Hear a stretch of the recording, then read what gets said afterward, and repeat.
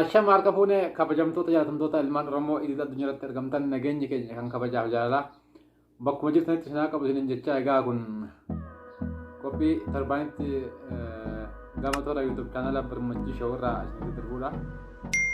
Qophii kana qopheessuudhaan kan isin wajjin turu mudannoo inaati namoonni hanga har'aatti maatii Birmajjii Show hin ta'in YouTube chaanala kenna Birmajjii Show subscribe gochuun maatii keenya ta'a isiniin jecha egaa akkuma beekamu guyyaa har'aa weellisaa keenya kabajamaaf jaalatamaa qabsaa'aa Oromoo weellisaa Keekiyyaa Badhaadhaa wajjin istiidiyoo Birmajjii keenyatti kan argamu ta'adha. Egaa turtiin keessan nu faana ta'uu isiniin jechaa kallattiimaan gama Keekiyyaatti isin dabarsaa. Keekiyyaa Badhaadhaa hunda dura baga waamicha keenya hawwattee gama istiidiyoo keenyatti nagaan dhufte. Mee ati eenyudha? Oromoodha. Warra eenyuti? Warra lubaati. Biyyi kee hoos? Oromiyaa. Ulfaadhu. Oromummaa jechuun maali? Mannafumaa yaaduma qawweetumuu dhumi jaaniin dhumu. Oromoo cabsuuf yaaduun mee maal jettaati akka keetti? Waan qabu waliin qabaa waan dhabu waliin dhabaa kana yaantummaa qabu hin eeginaa hin cabu. Keenya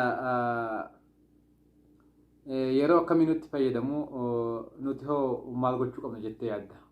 Gaafa guulaa nu guulchisa gaafa duulaa nu duulchisa waan galgala abbaa eeggatu yoo beekkatan guyyaan beekkatu. Xiyyaara qabsoo Oromoo maaltu bararse?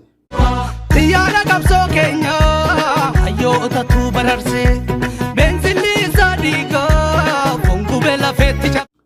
Ajjecha yeroo adda addaa weellistoota keenya irratti raawwatamaa jiru kana oomee akkamiin ibsita?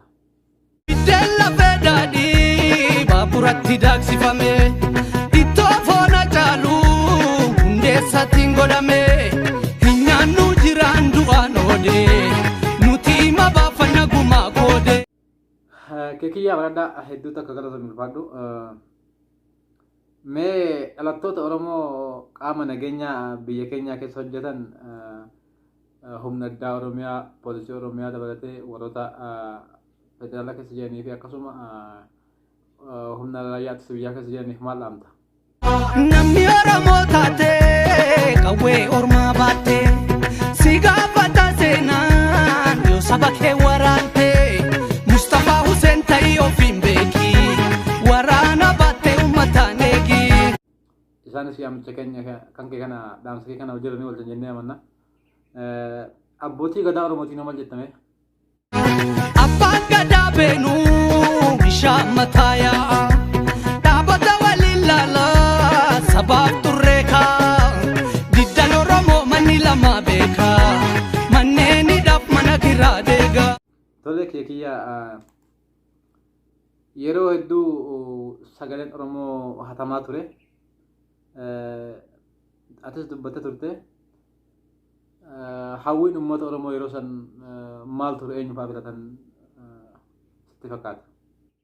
Karmararaa Bakkalaa Garbaa Maammoo Gadaa filannu sagaleen mo'atame. Baay'ee hedduu takka galatoomii Keekiyyaa dhumaatii Oromoo irratti bara baraan raawwatamu kana keessa kan addunyaan itti nu dhageesse yookiin ammoo dhumaatiin uummata Oromoo kan gurra addunyaa bu'e yeroo kam fa'aa? Du'a hiriiraa du'a irreechaa. Siif dhiyeessa. Qeerroon Oromoo eenyu waliin daandii mirgatti galee eenyu fa'aa ammoo gama boodaatti gama qabsoo Oromootti dabalee jijjiirama kan argamsiise kanumaan goolabna. Qeerroon Jawaar waliin daandii mirgatti galee. Weellisaa fi qabsaa'aa Oromoo Keekiyyaa Badhaadhaa gaaffii deebiin wajjin gaggeessite hedduu takka galatoomi ulfaadhu isheen jecha. Egaa kabajamtoota jaalatamtoota hordoftoota keenya sagantaan gaaffii deebii keenya kanarraa kan weellisaa fi qabsaa'aa Oromoo kabajamaaf jaalatamaa Keekiyyaa Badhaadhaa waliin taasifne kanumaan raawwata. Egaa torbaan qophii biraatiin hanga walitti deemutti nagaan nu turaa isiniin jecha YouTube chaanala Birmajjii Show like subscribe share gochuun nu cinaa dhaabbadhaa isiniin jecha akkasuma yaada fi gorsaa fi qeeqa qabdanis gama toora koomitatiin nu gumaachan affeerraa kenna.